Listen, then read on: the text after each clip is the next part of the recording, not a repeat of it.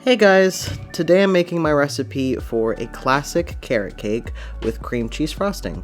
The occasion is someone's birthday. This recipe starts with 1 cup of brown sugar, light or dark, and 1 cup of white or cane sugar into a large bowl with 4 large eggs, 1 teaspoon of vanilla extract, a half cup of unsweetened applesauce, 1 cup of vegetable or canola oil, and 1 teaspoon of molasses. Whisk until everything is well combined. In a separate bowl, we're going to sift together 260 grams of cake flour, which will give us a much lighter texture than all-purpose flour would. 2 teaspoons of cinnamon, 1.5 teaspoons of ground ginger, 1/4 teaspoon of cloves, and a half teaspoon of salt. And our leaveners, which are 2 teaspoons of baking powder and 1 teaspoon of baking soda. I'm also going to give this a generous grating of whole nutmeg, about 1/4 of a teaspoon. Now I'm going to add the wet ingredients to the dry and fold together with a rubber spatula until just combined. Now I'm going to fold in 3 whole cups of cleaned, peeled, and shredded carrots. I do recommend not using pre-shredded carrots. Shred or grate them yourself for better flavor and texture.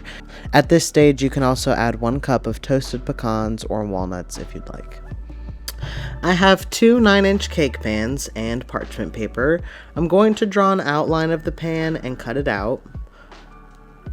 Once you've done that, we're going to generously grease our pans with either baking spray or butter, whatever you have on hand, and place your parchment paper inside.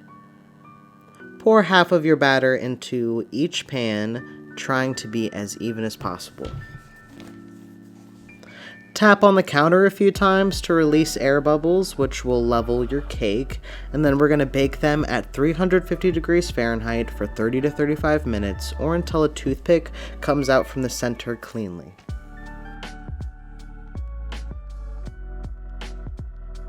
Once they're finished baking, pull them from the oven, cool for 15 minutes, and then carefully release them from the pan onto a cooling rack. Let these cool completely before frosting or decorating. Now this is where I ask my fiance for his opinion on this cake before I give it to one of his friends later. He says it was moist, chewy, fluffy, flavorful, and wonderful, so I think it's safe to move on to our cream cheese frosting. I've got 2 sticks of unsalted butter and 16 ounces of full-fat cream cheese into a stand mixer with a whisk attachment, or you can use a large bowl and a hand mixer if you'd like, or just a whisk, but it will take longer.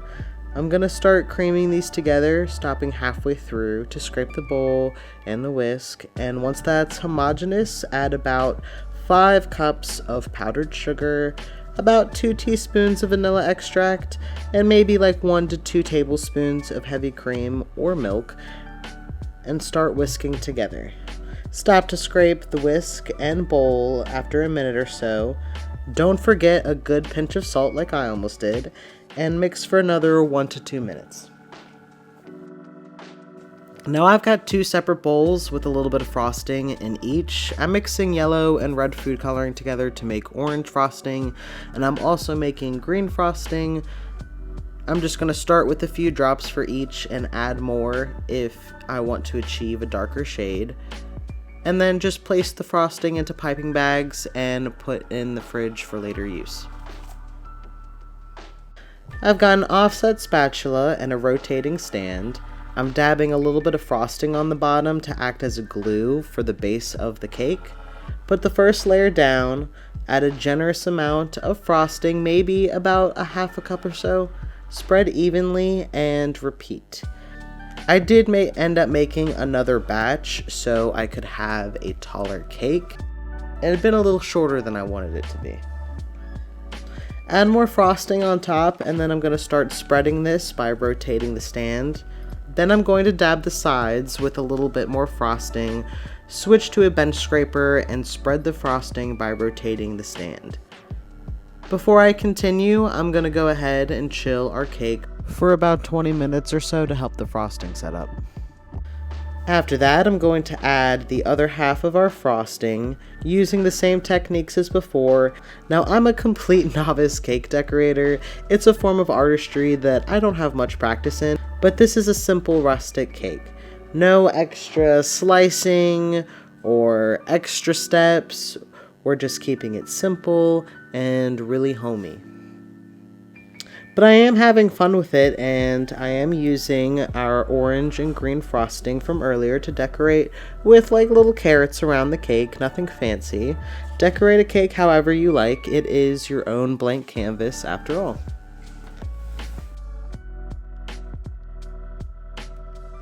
And there you have it, classic homemade carrot cake.